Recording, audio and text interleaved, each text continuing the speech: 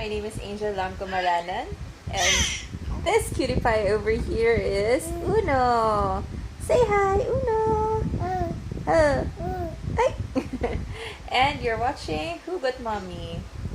So today, what I want to share with you guys is something that's very, very close to my heart because it's the story of how this little guy was brought out into the world during the time of pandemic.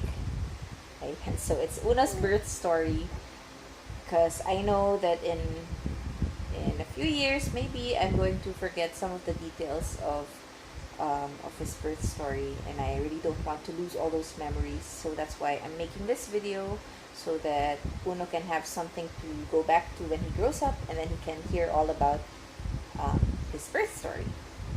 Diba? Diba? You want to hear about your birth story? Yes? Okay, so let's start now. Yes!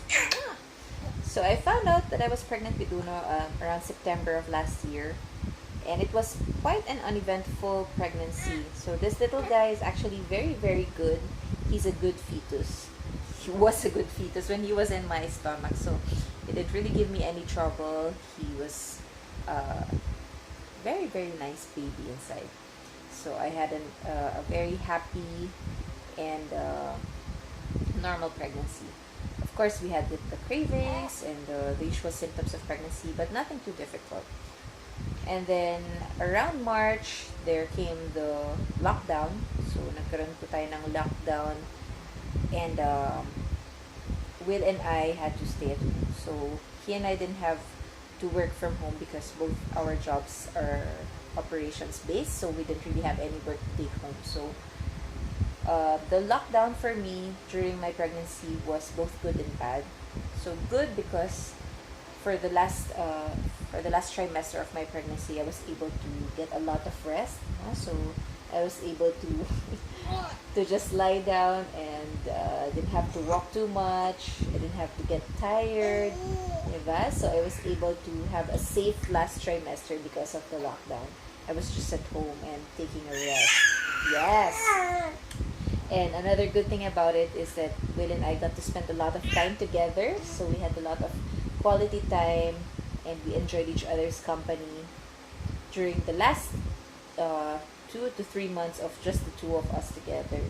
Kasi just in just a few weeks or months, this little guy was about to join us forever. Yes, so that's another good thing about pregnancy during lockdown. But on the other hand, it was also quite sad for someone who's pregnant to be going through all that during the pandemic, during a lockdown. Why? Because number one, since I was just at 7 months, we didn't have anything yet for the baby. So we weren't able to shop yet. Diba sabi nila, pamahiin, you're not supposed ano ba yan? You're not supposed to buy anything yet for the baby if you're still too early in your pregnancy, because you don't want to jinx anything. So I didn't buy anything yet until the malls closed, and then also the online shops, Lazada and Shopee, they were only allowed to give or to send out essentials. So technically, I couldn't really do any shopping for this little guy.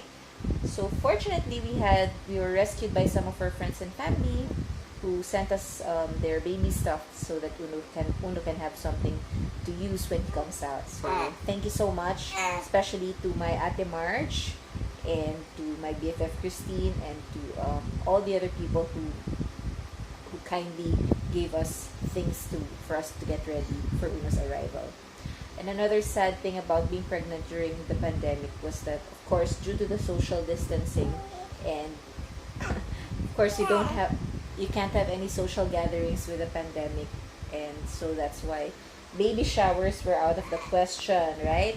So that was one of the things that I was actually looking so much forward to, because I know that my friends and family had something planned for us, diba? A baby shower. Unfortunately, since there was a lockdown, that didn't push through anymore.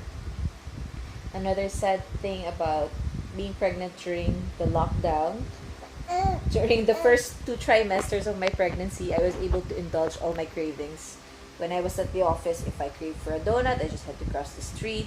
If I crave for Happy Lemon, I could just go to Greenbelt anytime, and I could satisfy my cravings. But when the lockdown came, of course, I just had to stay at home. I can't really go out and buy anything that Uno tells me to buy. Uno tells me to buy. So I had to eat healthy. All the food that's just in the house, and of course also because I was heavily guarded by my husband, who was very strict with me and my diet, since it was already the third trimester, and we didn't want any complications, and we didn't want growing too big inside my tummy. Of course, we were hoping for a normal delivery. So that was one of the sad things about being pregnant during the pandemic, that I didn't have easy access to all the food that I wanted to eat during my third trimester. So yun, medyo sad. But then again, May came, so my due date was actually May 20, and a week before that we went to the doctor to get an ultrasound. So we chose VT Maternity Clinic or Maternity Hospital as opposed to a big hospital, because in my opinion it seems safer, because all the patients there are just pregnant women, and as far as I'm concerned, pregnant women are probably more careful than any other group of people in the world, because we're taking care of ourselves and the babies. So there are only pregnant women there and women with newborn children. So the chances of getting COVID was, I guess, lower than if I were to give birth in the regular hospital, which turned out to be a good decision, because not only was it safer, it was cheaper, and the staff there was really, really nice. They treated us like family. So highly recommended VT Maternity Clinic. My OB was Dr. Tan Sin Sin, and he's really, really nice, and I also recommend him. He's very professional, and I really felt at peace with him. So anyway, we went for an ultrasound on my 38th week, and unfortunately found out that my water level was already low. So it was at 9.15, and the normal or the optimal level for me to be able to try for a normal delivery was I believe 12 to 13. So mine was 9.15, so it was low normal. So what the doctor asked me to do was to drink a lot of water for the next 3 days. So I drank so much water, like 6 liters per day. And then after 3 days, we went back and got another ultrasound. And fortunately, my water level rose to 11. So according to the doctor, that was good enough. So all we had to do was wait for Uno to come out.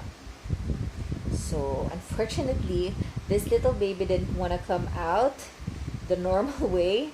And despite eating two whole pineapples, I think, in 2 days, and eating so much spicy food and walking, all the things that I was supposed to do to induce labor, after doing those things, still I didn't feel any contractions or anything until my 40th week.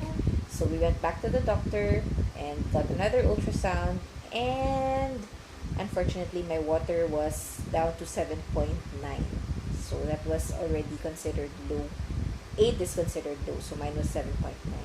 And according to the doctor, it was no longer advisable for us to try for a normal delivery, because a low amniotic fluid level usually means that the baby is already having a hard time in my stomach. And he said that if the baby gets into distress and poops inside, then the water will be too thick, and if he happens to inhale or swallow any of it, it would lead to a lot of complications. So basically saying that they are going for a cesarean section.